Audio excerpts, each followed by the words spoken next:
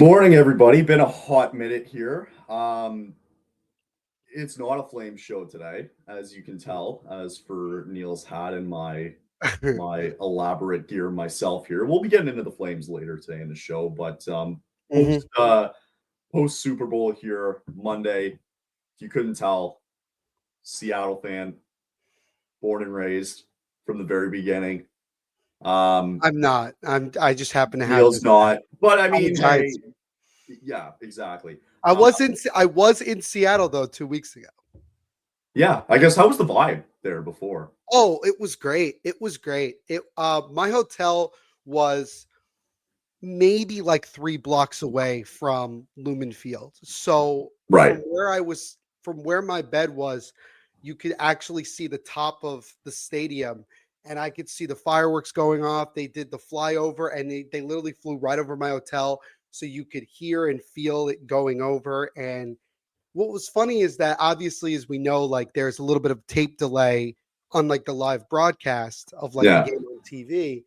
And so every time the Seahawks scored, they would fire off, I guess, some fireworks or something. Yeah, for sure. I could tell before I saw the play on TV, the Seahawks scored because I would hear in the distance, I would hear like fireworks going off. So I'd be like, oh, okay, I guess this plays. So you were there for the NFC Championship. I didn't go to the game because I'm not paying $800 for that. Yeah, no. Not doing that. Seattle. I was in Seattle.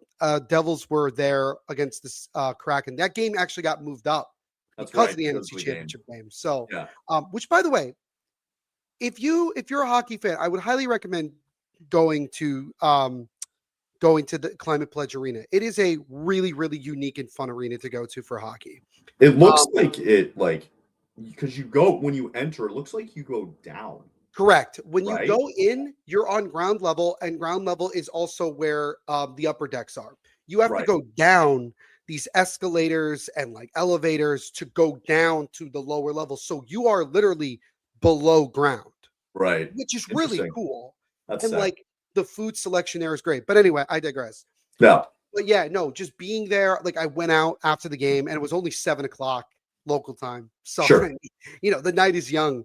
But just seeing how many people were walking around, celebrating, it was great. It was great to be in the city during them winning the NFC Championship game. I was really happy for you, really happy for all Seahawks fans, all the 12s out there. And it was great. And I celebrated by getting some lobster mac and cheese and a lobster roll.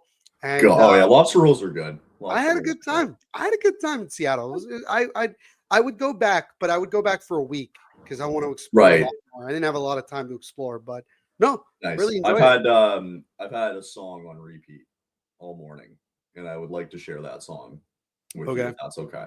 Yeah, go ahead. If I can get this going here.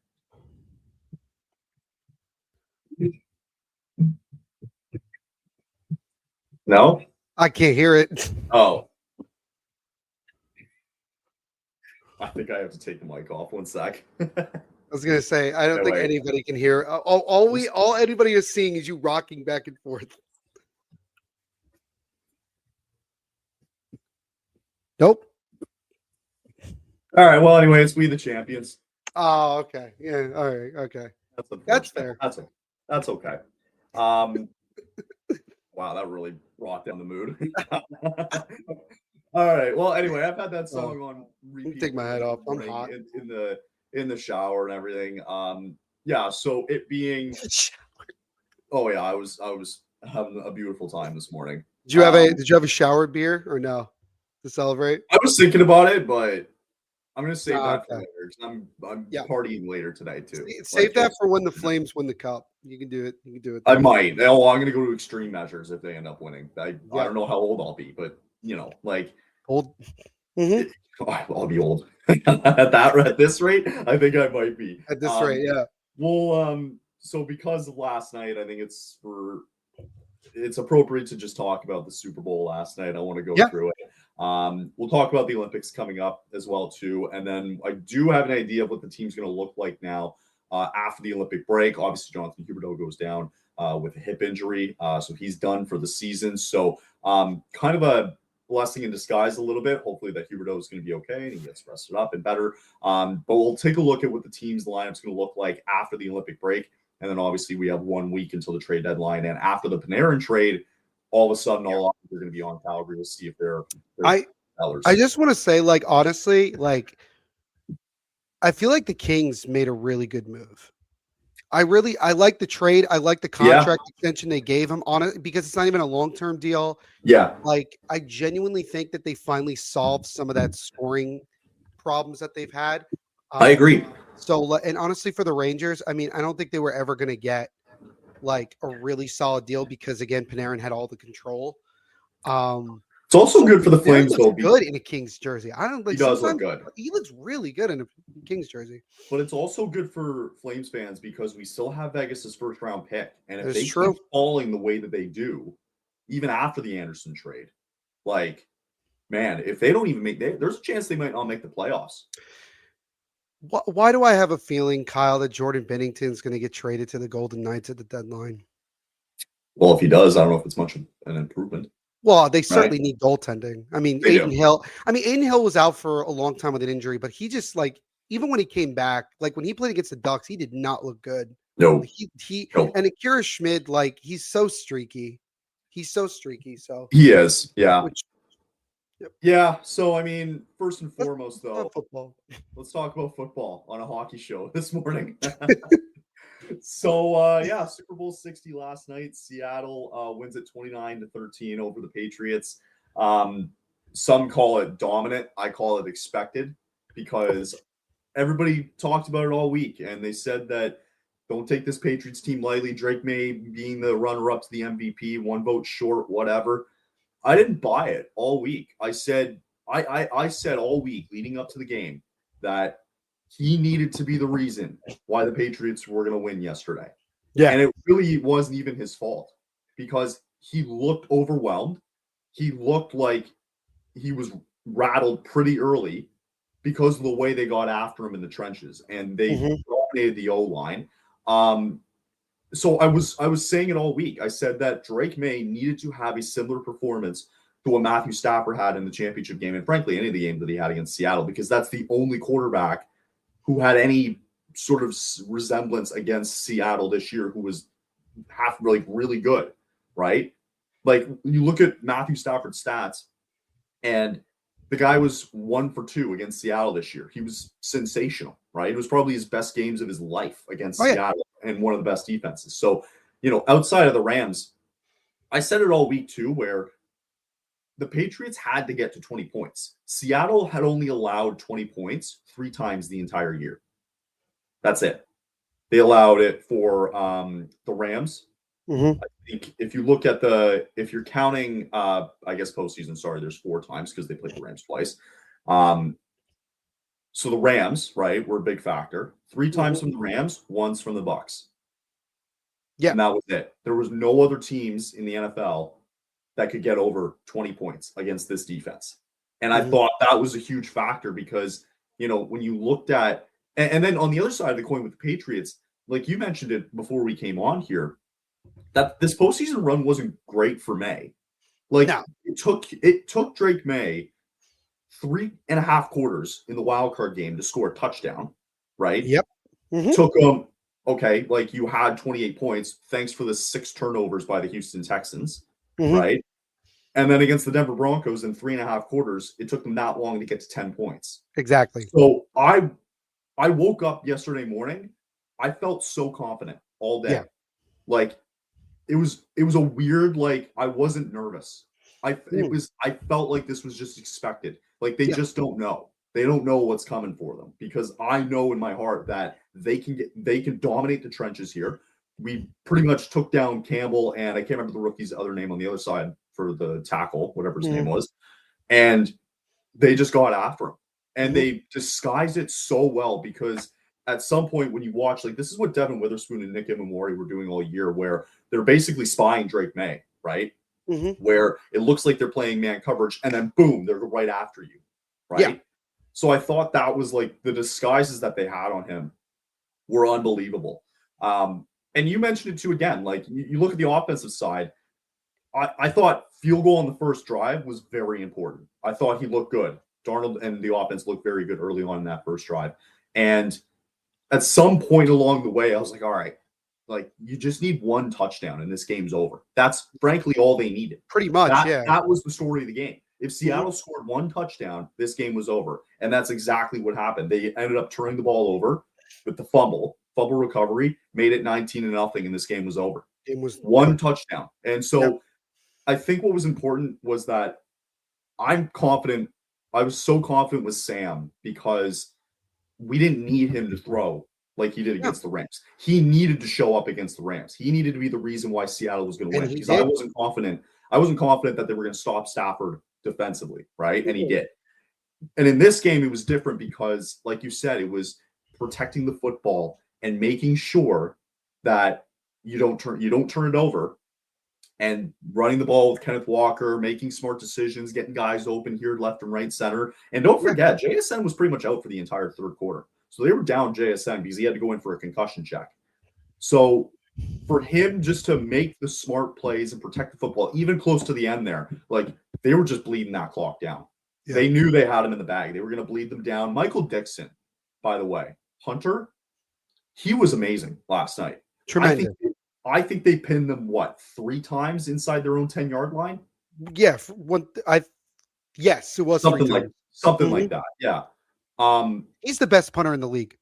And that's why they paid him. Right? I don't think there's a debate there. Like the way that he was in that game and in general throughout the year, without question, the best punter. And the biggest thing for me going into that game yesterday was I actually thought it was special teams going into yesterday. I didn't think about for me, the big glaring issue here was going to be Drake May and what he was going to do. Right. The problem is I thought Michael Dixon was going to play a huge factor in this game because if he is able to put the Patriots and pin them deep and make it a long field, Drake May is going to have a long night. Exactly.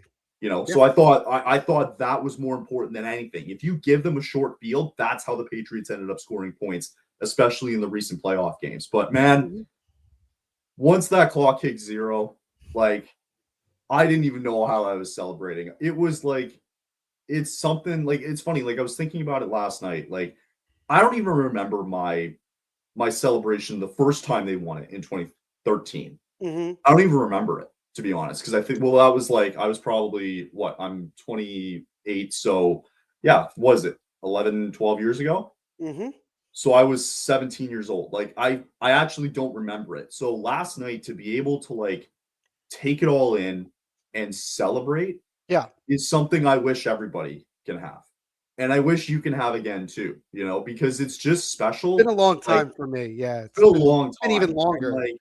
That's why I'm taking those moments and celebrating it. And it was rocking last night and it was emotional. And it was everything about it was just like picture perfect, cherry on top. And frankly, for me, it was the team of destiny. I didn't think for a shadow of a doubt they were going to lose this game yesterday. The only way they were going to lose is if they shot themselves in the foot, and they didn't. Right. And they were absolutely sensational last night. I give a lot of credit to New England for being there in the first place. Like you talk about the schedule and all that. Like just to get there, though, I thought was a huge accomplishment. And I'm not really shitting on Drake May. Like it's his second year, and he's only going to learn from this, right? And hopefully, he gets better. But yesterday was Seattle's day, man. Like it was going to be Seattle's day. It always was going to be Seattle's day. And I'm partying today, tomorrow, watching this parade coming up to whenever that is.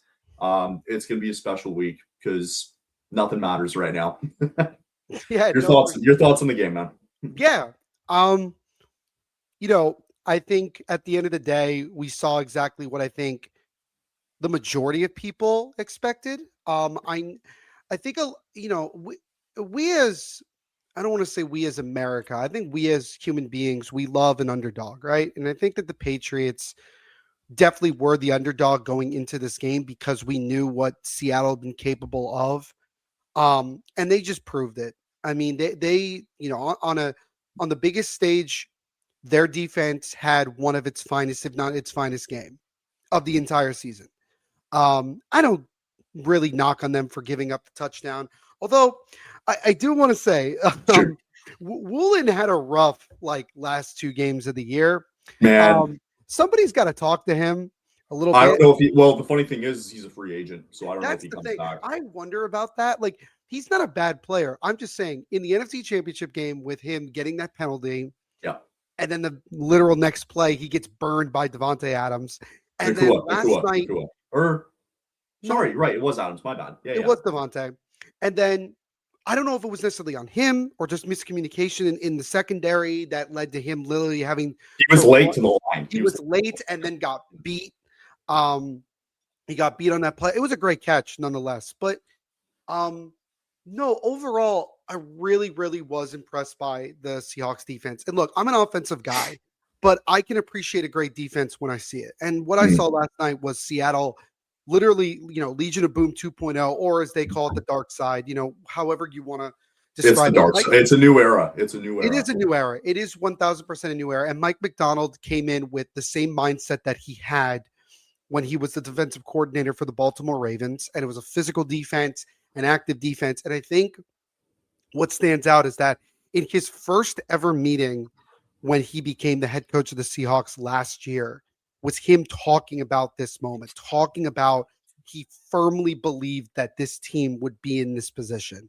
And sure enough, he got them to the promised land. And for him, he just becomes yet another young superstar head coach in this league. I mean, this guy's going to be considered one of the best in the league moving forward. He is a guy that is going to be a standard that a lot of teams are going to try to replicate. Thank you. And it was great.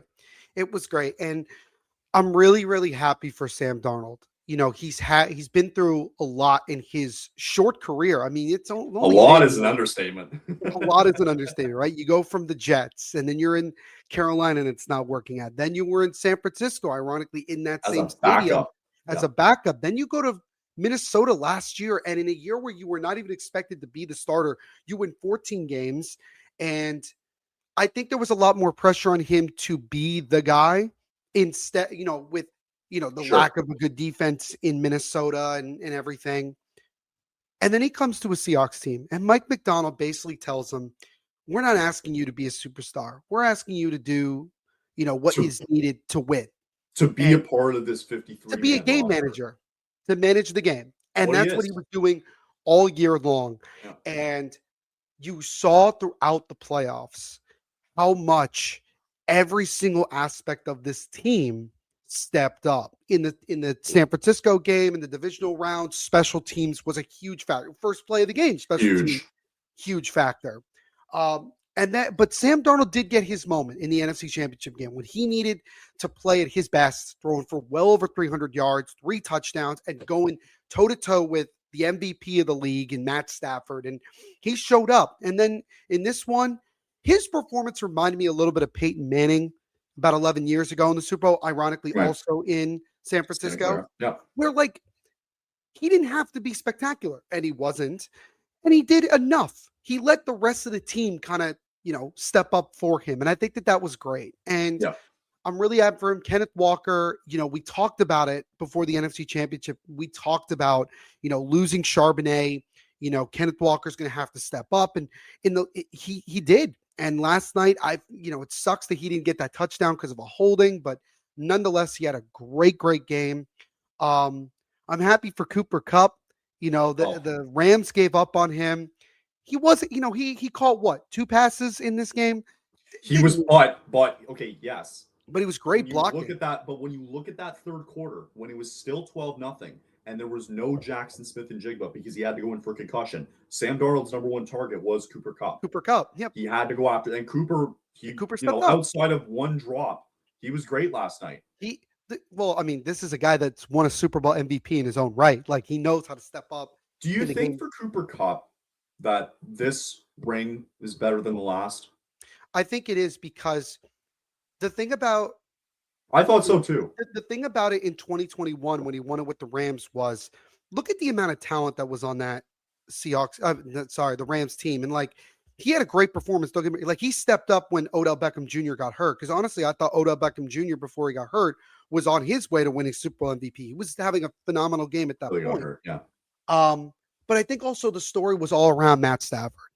Finally getting over the hump, finally winning it. Yeah.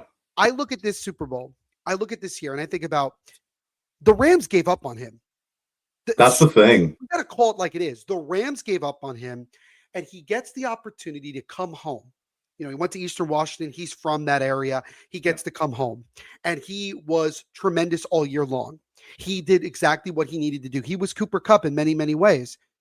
And for him to come home in front of his family and friends, play for the team that was able to beat the Rams in the NFC Championship game, and you saw many people showed that love and respect to to Cooper Kupp in the NFC Championship game.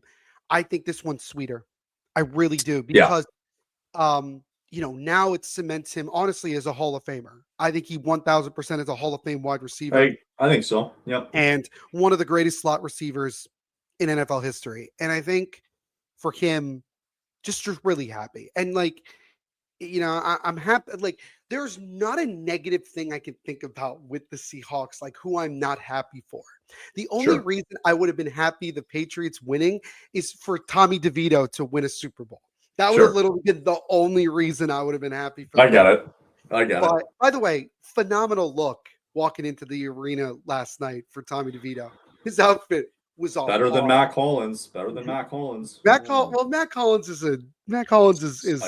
his own human being. But overall, I thought it was a great game. I thought that Myers had a great game kicking. I mean, he had the greatest performance of any kicker in Super Bowl history, statistically, points wise, had the most points of any player in NFL history in a full regular season? In the postseason. The postseason. For Jason Myers, think about this. In the post, they showed it last night in the graphic, and I might be mistaken, so correct me if I'm wrong, but I saw the graphic.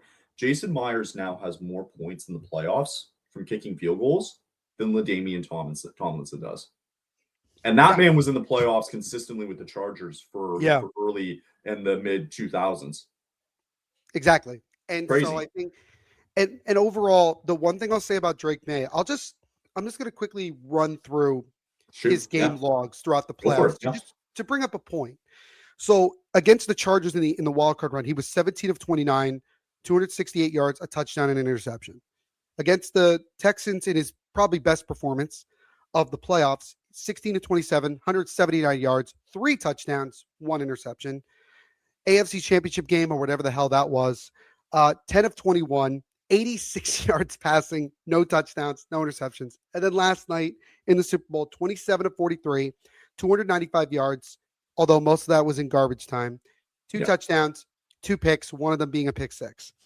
The point I was trying to make, the point I will make is simply this. I believe that Drake May is going to get much better as he gets older in this league. Right now, I am not convinced as much as other people are about Drake May. Everybody was saying, he's an MVP candidate, this and the other thing. The fact of the matter is that you had 2 tremendous running backs in your backfield in Henderson and Ramondre Stevenson. You had a great defense that stepped up all year long, especially I look at, several games in the playoffs. Even last night, that defense kept only giving up field goals. It was not like if the Patriots offense got going even just a little bit, that game is way closer than it ended up. Oh yeah, it would have been way closer. Pucker up, yeah. So I'm not going to put it completely on Drake May. I think that Josh McDaniels at times called. I think he did not adjust was the problem. The adjustments were not there, and I think that Drake May at times looked lost. And that was the best defense he faced all year. It's a learning experience for him. Now we're going to see how does he take that and go forward. How does he rebound from this? And it'll be interesting. But going back to but sticking with New England, regardless of strength of schedule, regardless of anything, it was a phenomenal year for them. Oh God! Mike Vrabel's first year coaching, but first year with the Patriots to do what he did was nothing short of tremendous. And to go to all the way to the Super Bowl in that, it just shows to me that the Patriots are back. They are 1000% back. And we have to accept that. Now, is this going to be a Tom Brady, Bill Belichick kind of Patriots run? Probably not, because it just isn't going to, it doesn't happen that way. But I don't doubt for a second that they're not going to be competing for Super Bowls moving forward. They will be. But for the Seahawks, their run, honestly, in my opinion, is just beginning. Like, they're not going away either. And if they just keep playing this way, unless teams make adjustments, if they just keep playing this way, I wouldn't be totally surprised, Kyle, if they're back in this position 365 days from now. I wouldn't be surprised. But overall, great performance by Seattle. Not the most entertaining Super Bowl I've ever watched, and I'm not trying to knock on the Seahawks for that. But yeah, I'm happy. I'm happy for you, and I'm happy for the city. Let me make a point on that. I appreciate it. Let me make a point on that though, real quick. Yeah, I completely agree. Like, it wasn't the most on an entertainment standpoint. Sure, it was not the most entertaining game, but the Seattle Seahawks made it that way. The defense made it that way. They made it so that, we're going to force New England to punt in their first, 7 or 8 drives. Basically, every drive they had all the way up to the fourth quarter was a punt. Pretty much. Or a turnover. One of the two, right? So they made, that's the whole thing. They made it boring last night. And from a pure football perspective, that's what was entertaining. Is that going in, I could get a sense, right off the gun, that it was going to be a defensive battle. Both defenses were going to show up, right? It was at the end of the day, Darnold just had to make more plays, right? And May was just getting killed in the trenches. And frankly, you want to put blame on Vrabel and Josh McDaniels, like you mentioned. I don't know if you can, because at the end of the day, I just don't like Josh McDaniels in general. Sure. I think it was just me wanting to crap on Josh McDaniels. Sure. I think you could, but you're right. You have to make adjustments coming out of half, but you can't block. The offensive line just they got their ass kicked last night. The O-line got their ass kicked. That's the biggest thing. Also, one thing that I forgot to mention that I want to give credit to as well is the game overall that Clint Kubiak called. He made some aggressive choices. I thought when they were up 19-7 and he called that out route. I agree with Chris Collinsworth. I would not have called that. I remember that. I was even throwing it, I thought was a choice. But again, Clint Kubiak's been doing that a lot. And now he confirmed, he's now going to Las Vegas, new head coach of the Raiders. So congratulations to him. Sure. We'll see how much he does that with.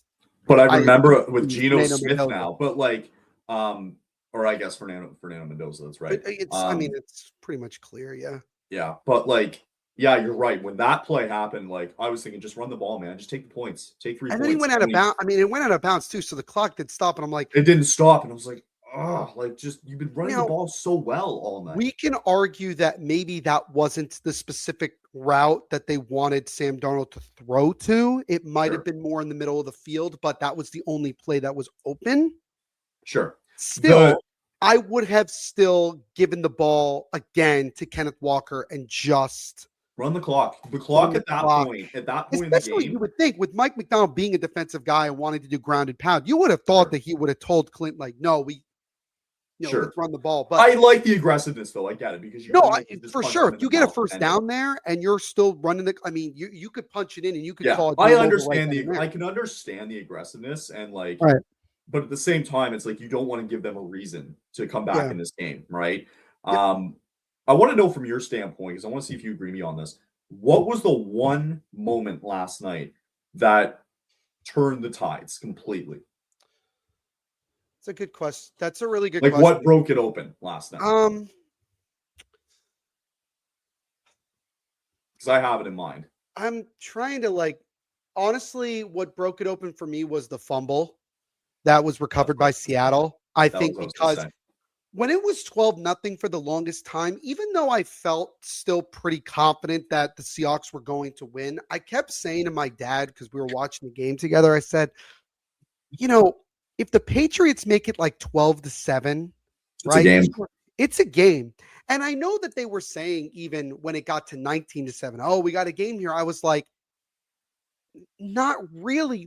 Not really. Granted, they got to stop and force the punt. So immediately I'm thinking okay, maybe the tide has shifted. Maybe the momentum now has shifted to New England. Sure. But then Dixon has an unbelievable punt again. And them deep. Yep. And there's nothing. And even though that the Patriots are able to get somewhat out of their end zone, Make throws an interception. Yeah. And that was it. Yeah. And but that fumble changed everything. Yeah. 1,000%, because the Patriots were moving the ball down the field. They were driving. It wasn't like, but yeah. No, I agree. The fumble, I was going to say the same thing. The fumble for me changed the entire game, because you make the fumble, and then with Barner going on the route that he did, it was kind of similar. I don't know if you remember week 15 when they were playing the Rams and they were down the 2 scores or whatever. And you remember Darnold coming back on that play action and got it to Barner wide open. That reminded me of that play a little bit, because like Barner does such a good job of just like disguising it as well, where blocking and then boom, he uses this like fade route and he's gone. Right. Sure. So I thought that was well designed last night for I thought Barner was great too. But yeah, that moment though, the fumble was game over at that point, because then even if they got a field goal, think about it, even if they get a field goal, you're still up 15-0. Sure. With whatever. There's probably 9 minutes left in the game. Yeah, I mean it's like it's basically over at that point. Right, still. because even then, like, it's only 2 touchdowns, but you still have to go for 2 at least once. Like you would still have to, and that's it's not a guarantee that you get. On and they didn't, and they actually tried to go for the 2-point conversion when they scored to make it 13. That Do you know missed who I thought was not talked about enough that I thought actually had a good game? Leonard Williams. I thought Leonard Williams actually, like, he didn't make a whole lot of tackles, but like I thought just like him being in the middle there and disrupting a lot of the running plays, that was really good. And as somebody who is a Giants fan, I'm happy for him. I'm happy for Julian Love because he got a pick in that game. Yeah. And obviously being a former Giant as well. I'm happy for both of them because obviously they were both impactful the one year that the Giants made the playoffs with Daniel Jones a couple of years ago. But overall, I thought, I think the biggest compliment you can give to a defense is when you say, like Chris Collinsworth even said it, like there isn't just one guy that you can point to on that defense and say, he's the reason that they won this game. No, it was a collective effort by everybody that played in that game. They all came in with the same mission. They all came in knowing that they were going to flex their muscle, and they did. And they proved it. And it was great. It was great to see. And Seattle proves that the only way they win Super Bowls is if they have an elite defense, which there's nothing wrong with that. Literally, that's the identity. I totally agree, though. Like that's the identity of the team, right? They've never been known every team has their own identity of how they win Super Bowl. Like the Patriots were always, Patriots similar in a way. Like if you think about the years that they've won the Super Bowl, right? Like with Tom Brady and Bill Belichick. Was Brady ever like phenomenal in those Super Bowls statistically? I would say no. Even in the loss to the Eagles one, he threw like 500 yards. So yeah, but like that was the one where like you would say statistically, like, oh my God. Like there were many other times I'd point and be like, I mean, I don't mean to bring up bad memories, but yeah, that's fine. How did the Seahawks lose the Super Bowl in 2014? It was mainly because of the defense of the They Patriots. Also blew a 10, but to remind you, like they blew a 10-point lead in that game. They did blow a 10-point lead. But hey, look, nothing beats 28-3 though, and you don't have to worry about that. So, and I think it was funny. I was laughing because it got to 29-7, 7 or something like that. I said, "Well, is this the new?" And I think, and I was saying to my dad, there was no time though. Like, I know. I was like, "Well, this can't be 28-3." I was like, "Oh, we were so close." Yeah, we were so close. But overall, just like really happy. I think JSN, by the way, I don't know if this is true. He's probably not the first, but someone said that he was the first player to win both the Rose Bowl and the Super Bowl. And I'm like, I don't think that's true. I don't know if that's true. JSN, I mean, he had to gut out 2 different injuries in the same game. He was dealing with that foot injury, and then he also was dealing with a concussion. And Christian Gonzalez being a dog all game long. Yeah. I mean, it was just a collective effort and job well done by the entire Seahawks organization. And now they get to go back home and celebrate their second Super Bowl. Big parade coming up. And I'm sure that's going to be great. And happy for you. Happy for the city of Seattle. And I'll get the last. If you're okay, I'll get the last. Yeah, you get the. I mean, you're the Seahawks fan here, so go ahead. it didn't feel like this was the way it was going to go, like, to start the year. I think we all knew that, right? Well, nobody predicted either one of these teams. Nobody predicted either one of these teams to get there, Not even right? close. But it felt different when we started to get closer to that Rams game in week 15, right? And I just think about, like, it was the way they won it last night. For me, in the big picture, it was the manner in which they got there and won it as well, too. Like, call it like it is, you got to put the team on the field. But to go through the 49ers twice, right? Week 18 and then the divisional round. I don't care about injuries. Injuries happen in sports everywhere. Sure. To go through the 49ers twice, to go through the Rams 3 times in the year, and the elite level that Matthew Stafford was playing at, and that offense was cooking. To then go to the Super Bowl and be reminded for the last 2 weeks, the demons that came up from Super Bowl 49, right? From Sam Darnold talk all year long, right? Yeah. To have it end like that, I just don't think it gets better than that. It's a story. It's an incredible story, and it's one that I'm certainly going to cherish for the rest of my life. It's one, like, last night is just something I'll never forget.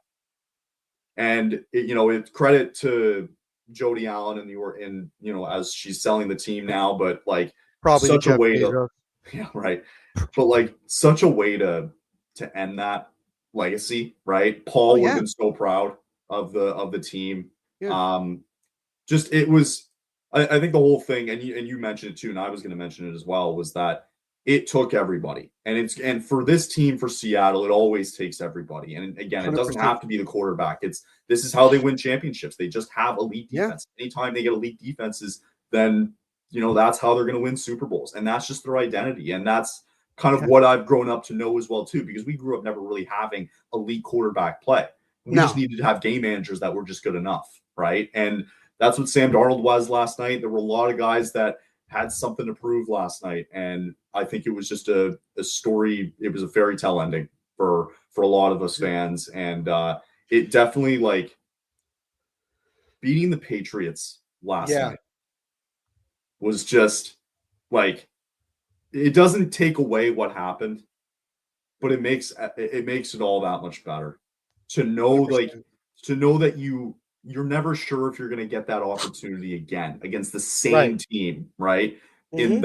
In that moment, like, you'll never know if you get that again. So to be able to do it last night against them in the manner in which they did it too, again, is just like, it doesn't take the pain away from 49, but it's certainly, it pretty much erases it at this point for me. For a lot of fans, like, it erases it so much. So congrats to Seattle, man. Massive party last night. Going to be partying later today. Going to get drunk for the parade, and it's just going to be a celebration all week, because that's just the way I'm going to view it. So I'm glad we had a chance to talk about it, though. It was a good way to end the football season. So let's take a quick break. I'll get into a read, and then we'll quickly talk about the Flames afterwards, and then we'll get. I'm just going to go get my my phone charger. So no worries. Yeah, we'll get into it, and I'll be back. Absolutely. We'll get into a quick break, and we'll chat after this. DraftKings Sportsbook is an official sports betting partner of the NHL. It is built for the fastest game on ice. With player props and live betting, every shift, every shot, every save gives you options to get in on the game with DraftKings Sportsbook. New customers can bet just $5, and if your bet wins, you'll get $300 in bonus bets instantly. Download the DraftKings Sportsbook app now and use code THPN. That's code THPN to turn $5 into $300 in bonus bets. If your bet wins, it's in partnership with DraftKings. The crown is yours. If you have a gambling problem, call 1-800-GAMBLER in New York. Most people don't realize how much of their personal information is being bought and sold every day. Data brokers are making billions pulling details about you from public records and the internet, then packaging and selling it, usually without your consent. That's how your information lands in the hands of scammers, spammers, even stalkers. It's why you get endless robocalls and why ads seem to follow you everywhere. That's where Aura comes in. Aura actively removes your data from broker sites and keeps it off. They also instantly alert you if your information shows up in a breach or on the dark web. But Aura goes beyond data protection. With one app, you get a VPN, antivirus, password manager, spam call protection, dark web monitoring, and even up to $5 million in identity theft insurance, all backed by 24/7 US-based fraud support. Other companies might sell just credit monitoring or just a VPN. Aura gives you all of it together at the same price competitors charge for just one service. Start your free trial today at aura.com/secure. Protect yourself now at aura.com/secure. Call 877-8-HOPE-NY or text HOPE-NY. Connecticut, call 888-789-777 or visit ccpg.org. It's a limited time offer. It's a copyright for the NHL, all rights reserved, and it's in partnership with DraftKings. Okay. Yeah, beautiful timing there. So yeah, we got Olympics coming up this week. I know Canada kicks theirs off on Thursday. How about the men, by the way, in case anybody didn't already realize Women that? have started their tournament already, but the men will kick off the Olympics later this week on Thursday. I just wanted to so it now being finally a Flame show, that we'll finally get into it. Really? Yeah, I know, right after our 40-minute talk about Seattle.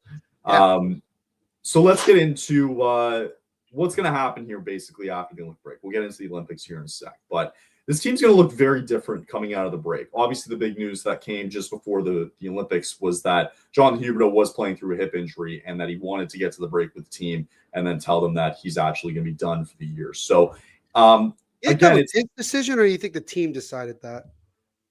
Or do you think it was a collective decision? Well, it's his decision. Like, he needed it. It's on him right at the end of the day, right? Sure. So it's going to be fascinating to see that what this team's going to look like here now that Jonathan Huberdeau is gone. You mentioned that Matt Vigridin is going to be a big part of this push. He's been an AHL All-Star. He's going to be definitely a big reason why Calgary's going to be, or they're going to use Matt Vigridin quite a lot here. Here's what I wanted to scroll. So I wanted to get to the projections of what we think is going to be a Flames lineup coming out of the break. So clearly it's tank season for the boys, right? This is a projection too in which you don't have Nazem Kadri and you also don't have Blake Coleman. The expectation is that those are the two biggest trade pieces coming up on the deadline, and the expectation is that they're going to be dealt. I would also assume that that's probably the way it's going to go. And this team looks like an AHL team now going into. I was going to say this is a rough, fascinating to have like Matt Vigridin on top line. It's a rough lineup. This is rough. It is. But it's what you need, right? It's exactly what we need. So based on the projection here, assuming that Kadri and Coleman go, and also thank you Flames Nation for showing this. It's Connor Zary, Morgan Frost, and Matt Vigridin. Sharon Govich with Backlund and Coronado. Farabee, we don't know who's going to center that spot yet, although we can make some guesses here. Adam Klapka, and then you got Lombard, Pospisil, and again, maybe some call-ups, maybe like Justin Kirkland or something like that as well.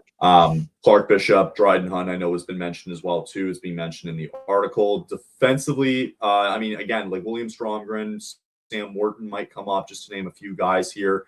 That's pretty much who they show there for the offense. Defensively, it's going to pretty much look the same here. Now that we see Zane Parekh getting his call back up, he's going to be probably playing for the rest of the year. He's going to get some minutes out there as well. So I think this is kind of a blessing in disguise because now you're going to see a lot of the youngsters start coming up here and are just going to get meaningful minutes too. Right. The one guy that's been talked about in the NCAA, Ethan Whitenbach, who is leading the NCAA in points, who was a Flames 4th or 5th round pick, something like that last year. And all of a sudden, he's a 5th round pick. He was lighting up now the NCAA, and that's something to watch out for the Flames. That's a prospect I think all eyes are on. You think he's got a shot to win the Hobie Baker with the way he's playing? Yeah. Okay, fair enough. Yeah, I think so, 100%. I think, considering what's around him, absolutely. Right. If Gavin McKenna gets close, then maybe it's McKenna. but we'll see. Well, Yeah, with I mean, we'll the talk news about that that. came out about him, I wonder if that affects his. Okay, so let's talk about that though. Like with what happened with McKenna, is that can hurt his draft stock, and is that somebody the Flames should be taking? I don't think it If necessarily. if they get it. Sure, right. I don't. It's tough to say. It's tough to say, but I think with all the information that we have, based on the information that we have, was it the smartest decision for McKenna to do what he did? Probably not. But at the same time, I can't fully blame him for why he did what he did. I mean, we weren't there, so we don't know like the full context, right? Do I think it hurts his draft stock? I've been jokingly saying, if anything, I think it just shows that the kid's got some fight in him. He's he's got a nasty left hook, from what I understand. I like it. I think everybody's going to ask him what happened, and I'm sure he's going to be honest about it because this isn't like anything like majorly serious. The only thing I worry about is this going to be another Shane Wright thing where like he just falls? Yeah, because of it. I think it's unlikely. I think it's so. unlikely. No, I wouldn't say that. And if the Flames get the opportunity to draft him, I would. I would too. I would because here's why. Our top two centermen right now are Morgan Frost and Michael Backlund. Yeah, No. the team needs. The team is in desperate. I don't want that. Michael Backlund at best should be the third line center. Yeah. At best and at worst fourth line. Sure. Like I'm not. It just. Although here's the thing, I'll be honest with you, I'm more of an Ivan Stenberg guy. The more I've watched him play, this is not a knock on McKenna. I love Stenberg. If I had to choose between the two, I would choose Stenberg first, personally. I'm hoping, like the hope at the end of the day for the Flames is to get a top 2 pick. Yeah, at least at the very which is attainable. Like, as I'd rather be number 2. Unfortunately, you got a couple teams in the East that are really, really falling. Yeah, well, I mean, just now. looking at just taking a look at the standings as we're now at the Olympic break here. Sure. That's the thing. When they beat the Oilers, it was like, damn it, like why? Yeah, so I mean the Rangers who were at 50 points, right? So 2 points, and then the Blues being 3 points back. So that's the thing. Like to me, it's a no-brainer that you need to get rid of Kadri and you need to get rid of Coleman. We do have to remember though, Kyle, like how often have we seen a team who finished 1 or 2 end up getting the number 1 pick? Well, still, like you need the best odds, right? Biggest like odds. Sure. But I'm just saying, like, think about the Islanders last year. What were they, 10th? Sure. And they went all the way up to 1 to get Matthew Schaefer. Like, I'm just saying, like, I'm not. It's like, more. Yeah. I understand. It's more that I don't want to lose spots than I would gain spots. You know I mean, look, if we finish just with the worst record, the worst we get is 4, which I still think is not bad. But what are the odds? What are the odds? Right. Exactly. Yep. So, like, I think it still it's attainable that if they can get at least down to if the Blues and the Rangers can pass them, I'm happy with that. Yeah, because they got to start losing here. Like they got to start getting rid of guys here. If they make the moves that we expect them to make, they will start losing. Good. That's what it should be, man. They Get already Cooley to play. Already. Get Cooley to play. Whatever. I don't know if these have been true or not. I don't like Uyghur's name being brought up quite a lot. I don't know if it's. I just that's one name that I would not consider at all. I don't see a reason to move him because. Yeah, there's not a reason. I don't think you can. There isn't a reason. Because then what do you have? Right. There's no foundation to build. We don't have enough guys in the system that are ready to come up right away and play. Sure. Like, I understand, like, obviously you want to get younger and you want to develop the guys, but there's also a fine line with developing them and then just throwing them into the wolves, and that could easily knock their confidence before it even starts. Yeah, exactly. So I mean, it's going to be fascinating to see. Unless we get a blow-away deal, Kyle. Like, I got to be honest with you. If there's something out there that somebody offers that really we can't refuse, like, you have to at least consider it. Sure. I mean, it's funny, like, when Panarin got dealt, I looked at that and went, really? That's it? Like, there's a reason though, that was it. Because like, he wouldn't accept it anywhere else, right? Pretty much. I mean, that's the problem. That's for any team. That is the biggest problem with no trade and no move clauses from a general manager perspective. Because when you are trying to move someone off that you either don't want anymore or whatever, if they have all control, you are going to have to accept as a GM that you are most likely not going to get what you expect. Like everybody says, oh, well, the Quinn Hughes trade, the Canucks basically acted like he had a no trade or no move clause. Sure, but he didn't. You still got a really good deal for him. Right. So, I mean, it's different that way. I expect Kadri to get more. Yes, because Kadri and the front office are on the same path of understand. Like Kadri doesn't hate. Let's all make this clear. Kadri is not mad with the Flames organization. He doesn't hate them. I think in a perfect world, he would actually like to stay and be a part of it. But he also recognizes that him getting moved might be the best thing for the team. And so he might do a deal where he might say to them, look, get the best deal you possibly can. And if it's a team that I'm interested in going to, then let's do it. If not, let's work something out here. Let's try to have, fluid conversations. And I think that's something that I think Craig Conroy has done a really good job of, having fluid conversations. He's respecting these players, but he's not being nice either, if that makes sense. Like he's playing the middleman, right? Like he's being honest. And I'm sure he'll have that honest conversation with Huberdeau at some point. He might talk to him and say, like, look, might come up sooner than you think. I would like to think so, right? Yeah. Look at how even things ended with Anderson, right? There was constant communication here. And it ended up being like okay. Like it's not like Anderson hates Craig Conroy or hates the Flames or anything. Not. It ended on fine terms. It's just fine. And so it worked out. I mean, I think the Flames even got more for Anderson going to Vegas than the Rangers did with. Oh God, they got so much more. So I would like to think from a Flames on a rental, you got to feel a little bit better about that situation now. Yeah. Oh yeah, on a rental too.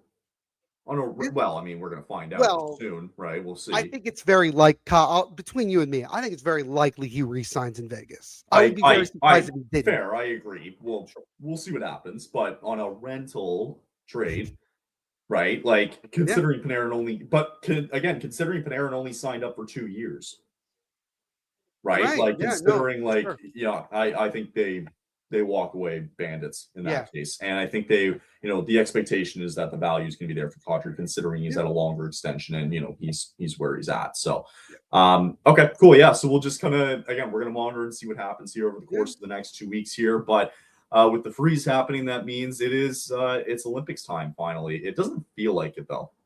I think it doesn't feel like it because I think it just still doesn't feel real that we're back to doing it. Because if you remember 4 years ago, we were still just talking about the NHL and people were like, oh yeah, the Olympics is on. Oh, do we really want to watch? Whoa. Now everything's stopped. Yes. Everything is I think what really feels weird, Kyle, for me personally, is just like a sports fan, is like the NBA is still going on. It's like, oh yeah. And there's still minor league hockey, like in the AHL, it's still happening. ECHL, they're still playing. College hockey is still going on. Yeah. But we're back. We're back to Olympic hockey, and this is exciting.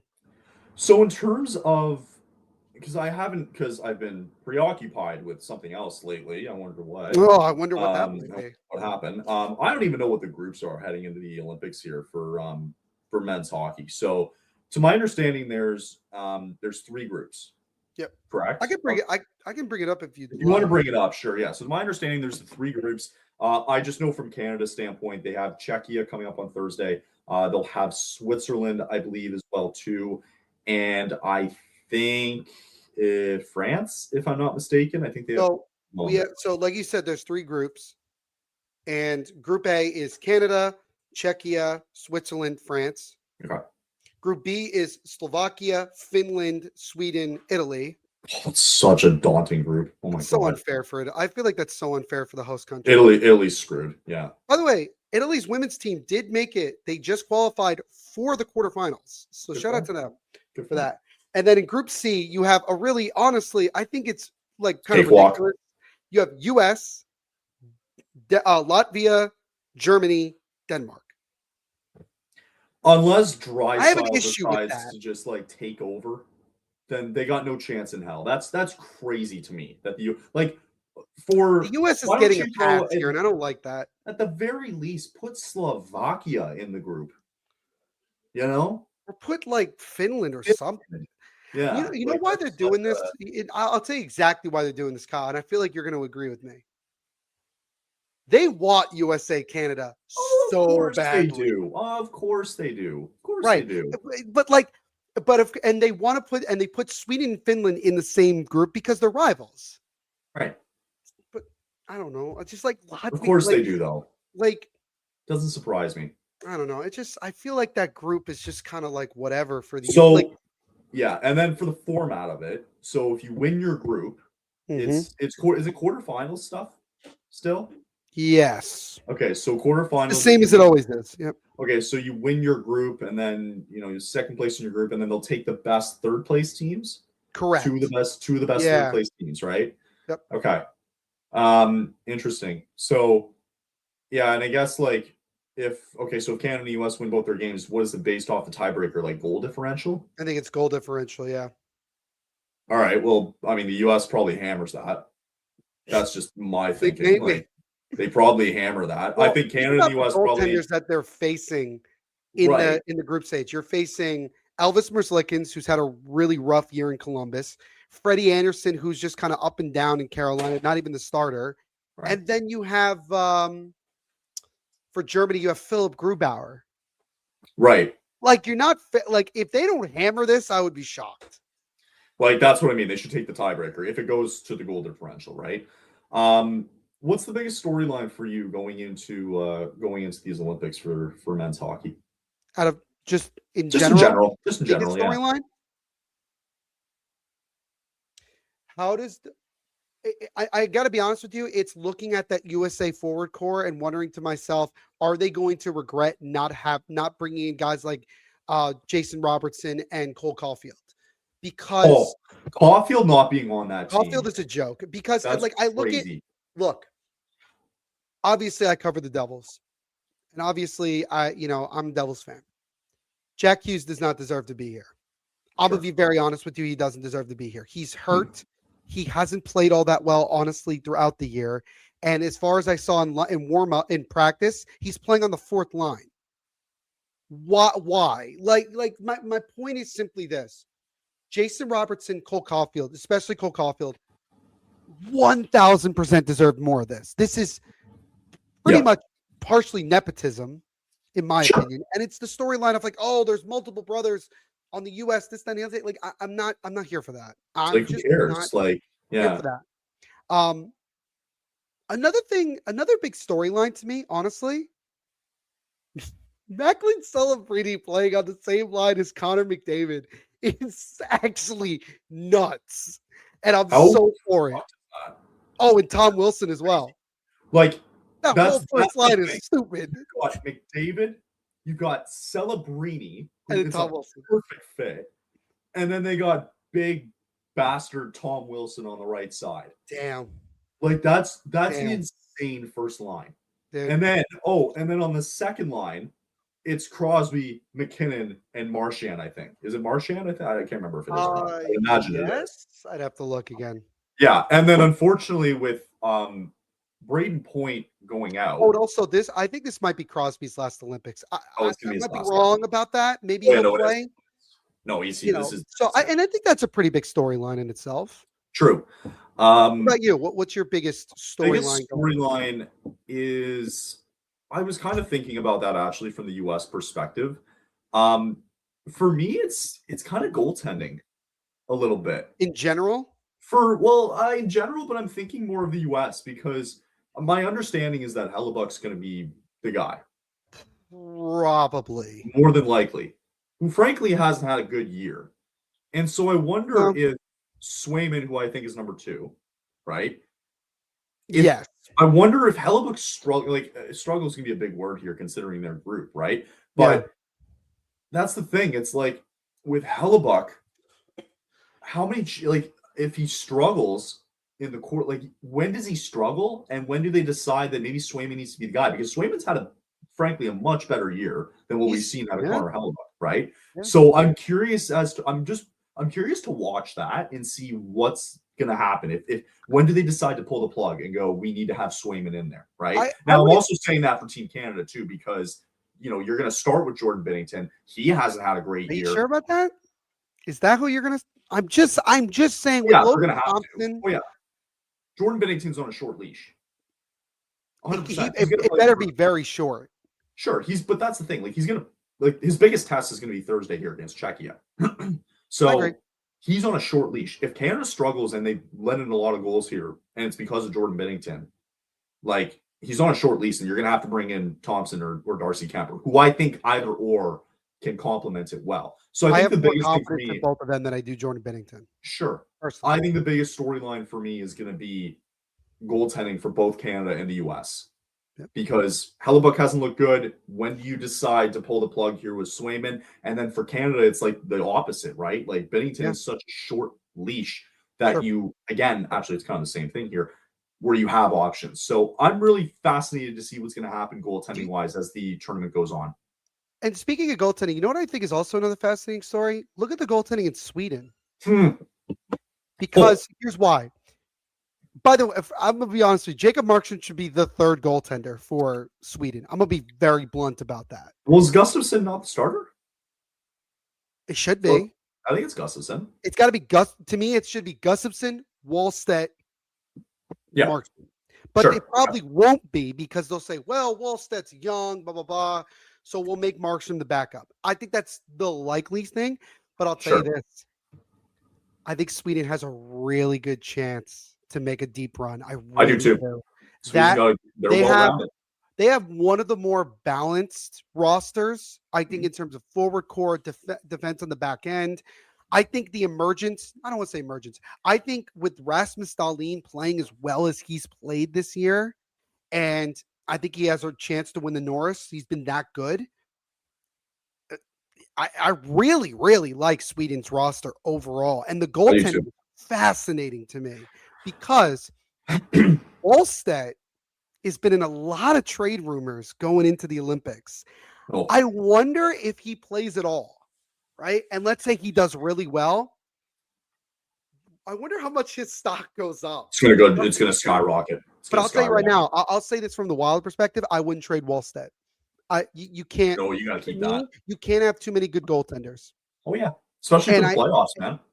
Yeah, I mean, look, the Bruins handled their situation with Swayman and Ullmark. They handled it, I think, about as well as it could have been handled. For sure. Like, I don't think there's I know the Wild, like everybody's saying, oh, they got to go all for it. Relax. You need like something can always happen though, right? With Gustafsson and Wallstedt being there. What if you trade Wallstedt and Gustafsson gets hurt? Then who you go to? There you go. But there's a lot of people too as well talking about Finland, but I can't trust their goaltending as well either with UC Saros being in net. It's a good team on paper. Like, Kevin Lankinen, by the way. So right. Like my thing with Finland is that I think they're a good team. But I think their goaltending, like for me, it's like it's the equivalent of Canada, but with the less superstars on the team. Sure. And goaltending is gonna be a big question mark. Huge question mark. So yeah, and I think like Czechia. You have a sleeper team by any chance? Like a team that nobody's really talking about a lot? Because I have one personally. Slovakia. I think Slovakia. No. You heard about what I said for the World Juniors about Slovakia. Yeah, I remember that. But I think for Slovakia, like really well. Here they mentioned Switzerland here in the article. I want to pull that up here. Bring them. American goals, triple threat. Can't miss Swiss. Here we go. I'm a little biased by Switzerland for some. So yeah, Nino Niederreiter on the team. Interesting. I'm gonna pull up Switzerland's team. I can give you a couple names. Just to throw it out there. Go for it. Yeah. So, like the big guys for Switzerland are going to be obviously Roman Josi, Nino Niederreiter. You have Kevin Fiala, Nico Hischier, Timo Meyer, Jonas Siegenthaler. I think most likely Akira Schmid is going to be the starting netminder for Switzerland overall. I just want to see if they have like a lineup card. No, they don't. Okay. Not. So yeah, they go. Now that's the guy. Go back up for a second. Stop. Sven Andrighetto is the guy. Okay. He has been a dominant player in Europe. Dominant player. And he was not great in the NHL. I think he played over 200 games or something like that. But he is arguably one of the best Swiss players in the world right now. And that's saying something comparatively to a lot of the NHL players. The guys that we see on there. Right. He is the kind of guy that he played really well in the World Championships last year. This is a guy that teams have to be careful of, because if he gets going offensively, careful. That he's the guy that can push that upset over a bigger team for sure. So then you have Kevin Fiala, you've got Nico Hischier, you've got Philip Kurashev with San Jose, Malgin, Timo Meyer, Niederreiter, Puis Suter as well too. Defensively, it's Roman Josi who's going to man it at the top. Dean Kukan, I remember. JJ Moser from the Lightning, Siegenthaler, like you mentioned. Rito Berra, the former Flame, hilarious. 39 years of age, by the way. Think about the age difference of two of the goaltenders and then Akira Schmid. Yeah, 25-year-old, 38-year-old, 39-year-old. So I imagine Akira Schmid's going to be the guy, correct? Oh, 100%. Yeah, I mean, look. Interesting. I like that, actually. Yeah, I mean, and look, if Akira Schmid can go back to first round of the playoffs against the New York Rangers, Akira Schmid, then I think that we have a chance for Akira Schmid to have a tournament like Jonas Hiller did in 2014. Remember that? When Hiller was really good and he ended up being the best goaltender at the tournament. I think Schmid can do it. I think they can beat Czechia. I think they absolutely can beat Czechia. Yeah, I think that they can I think they can put up a good fight against Canada. I think they can keep it. I think they can keep it relatively. But the second Roman Josi's off the ice, I mean, right? It's like you're kind of leaving Schmidt no man's land, right? Yeah, it's gonna be fun. It'll be good. Yeah. You know what I think is a sleeper in the back end for Canada, by the way? Travis Sanheim. Yeah, he was okay at Four Nations. He's all right. He was okay, but I think that honestly, he's better than people give him credit for it because he plays for the Flyers. So sure. How good are they and all that stuff. But bringing Sam Bennett in though now after Cirelli went down was kind of like, ooh, okay, we'll take it. And you brought it, and with Seth Jarvis coming in too. And Seth Jarvis coming in. I hope his whole friend group shows up like they did at Four Nations. I hope they all show up. Crazy. I hope they do. So I'm gonna go. I'm actually gonna take your Sweden take here. I think Sweden ends up in the gold medal game. I really do. I'm assuming it's Canada, Sweden. I'm gonna guess that, right? Yeah. That's fair. Yeah. I'm in the boat with the US of I just think they brought the wrong guys. I think this isn't the best roster that they can put together. I'll tell you that right now. I don't know if the Vincent Trocheck narrative needs to stop. I just have questions, right? I'm not doubting that I could be totally wrong and they win the whole thing. I'm not doubting it at all.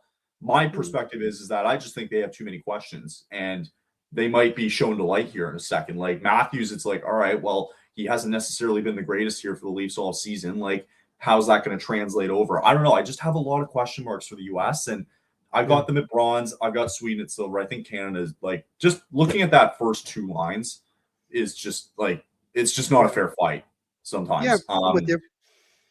Goaltending, though, I think is being the biggest thing. If they handle their goaltending well, then Canada's going to find a way. And, if it's not Jordan Binnington, I think they can swap out of it fine, and you can bring in a Darcy Kemper or something, and they can manage it. And I think Canada's going to win it this year. Sure. I'm going to go. I'm going to also do Sweden and Canada in the final. Yeah, I'm really. I don't. Again, like I told you, I really disagree with not bringing Robertson and Caulfield to the Olympics. They earned it. Yeah. And having guys like Look, I love Jack Hughes. Do not get me wrong, but no, he's hurt and he hasn't been performing all that well. And I don't want this to just be a narrative about like, oh, you play the Hughes brother. No, like, Right. you got to put the best roster out there. Now, if Jack Hughes was fully healthy and playing really well, sure, I could ride with that. But Caulfield has been more consistent. He's been playing all year. The Canadians have a prime chance to make the playoffs, do a lot of damage. And Jason Robertson is one of the most underrated forwards in the game in general because of the team he plays on, which sucks for him. Not having Robertson's crazy. What is so special about Vincent Trocheck? I haven't figured that out yet. I don't get it.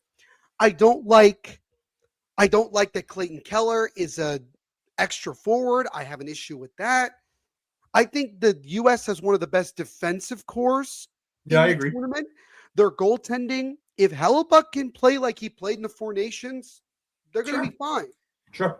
I just think that they're going to run into good goaltending at some point, and the offense is going to dry up. And keep in mind, it takes one time. One time. It's what happened in the Four Nations face-off final. Jordan Binnington played a phenomenal game. But also too from Binnington, like that was the greatest goaltending performance in overtime I've ever seen in my entire life. Was his performance in that tournament better than what it was in 2019, do you think? It's a shorter tournament, I know. A different situation. I think Binnington's run in 2019 was like if you're talking about the two, like the playoff run and then the Four Nations. Yes. Mm-hmm. That's a good question. I would say that the Four Nations was better. Yeah. Personally. Yeah, I would agree because I think it being a shorter tournament and there were a lot of people doubting him because his play had diminished. Like when he was playing in 2019, he was playing at a very high level. So yeah, I think the Four Nations, it was I think more I think about that. Yeah, it's exactly he was better at. So yeah, I'll go with. So yeah, and then I'm gonna do this. I'm gonna go Canada, Sweden. Canada gets gold. Sweden gets silver. U.S. gets bronze. That's my thing. I think that U.S. and Canada face off. I think they can in the semis. I think they can. Well, if they both win their group, and they're the highest point percentage and goal differential, then they probably end up on opposite sides of the bracket. Right. So that would be more difficult. But you have to just feel I have it in my brain, Kyle, that the U.S. loses to Sweden in the semis. In my brain, I just feel like that's going to happen. Sure. Just like they did in 2014 to Finland. It just like no. Yeah. Do I have that right? Yeah. I do have that right. They're gonna play. From my understanding, they're gonna play the bracket like a 1v8. Yeah. You know what I mean? Like if whoever if Canada, US are number one, then whatever. I think also Italy wins at least one game in this group. I think they win one. Latvia and Denmark, right? No, that's Italy, Sweden, Finland, Slovakia. You think they win one game? I think they win one. I think one. Is that just you and the heritage though? Like trying to shut up. No, it's not. It's mainly because of this. Every country that hosts the Olympics has a lot better. Like they just do better. Like Italy in general has been doing fairly well in the Olympics. Like they're one of the. They've been very good. Oh yeah, they've been one of the best countries. Look at their women's team. Their women's team is going to the quarterfinal. They're going to the quarterfinal. Like that's not a. Yes, they've beaten France and Japan. I'm fully aware of who have they played. They got their ass kicked to Sweden, don't forget. I know they did, but still, they could have lost those games to those other countries. They could. But again, the standard is Canada, US. Yeah, and I'm also just miffed that Italy didn't just go full no, we're just going to bring in Italian Americans. Right. I think that would have been I think that was a missed opportunity. Right. I get it. It's a pride thing for them. Sure. But I'm telling you, next go around, you better. I need to see who would be hilarious on that team. I'm trying to think of somebody in the NHL that would be hilarious to play for. I don't know. I'd have to see. I'd have to look at a talent. I feel like Brett Pesce would be top line defenseman. Would he not? Yeah, 100%. 100%. Yeah. So. You bet. Cool. All right. Yeah. So enjoy the Olympics coming up. Should be fun. see how it goes. And then as soon as we're done, it's going to be trade deadline week on the Monday. That first week when we get back, the amount of trades that I think are going to happen. Bananas. I think that this is my thinking, Kyle. I think that there are deals that are going to be in place before the Olympics is over. Thinking about it during the Olympics, you're crazy. There's several GMs of teams that are looking to sell. Oh, God, yeah. There's going to be deals ready to go on the Monday. Absolutely. I think there isn't a law that says that they can't talk about it. And then the moment that it's open. Well, internally they can talk about it. They just can't. Yeah, I'm not saying publicly. Yeah, no, I'm saying like. Internally they're having discussions 1,000%. 100%. Yeah. 100%. So, all right, we'll see how it goes. Enjoy the Olympics coming up, and we'll hopefully chat it to everybody next week. Sorry for the 2-week hiatus, and we're good. Go Hawks. Go Hawks. Sure. All right. Have a good week, everybody. We'll chat to you later. Later, guys. If you like the show, please take a moment to rate, review, and subscribe. It really does help the show to grow. Thank you for listening.